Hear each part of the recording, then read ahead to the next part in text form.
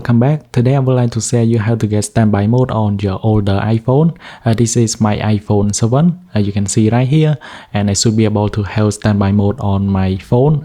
One good thing about this app, it does not need you to charge your phone in order to get this tool up here, and I think it is a pretty good app.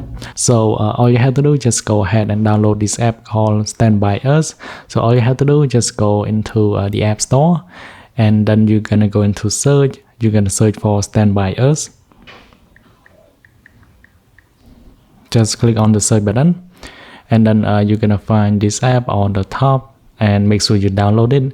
It has a 4.8 star rate, and you can see you have more choices to customize. Now let me show you more detail. For this emoji icon, when you hold on it, you should be able to see this pop up where you can change depend on how you feel. So let's say I'm gonna go into tired.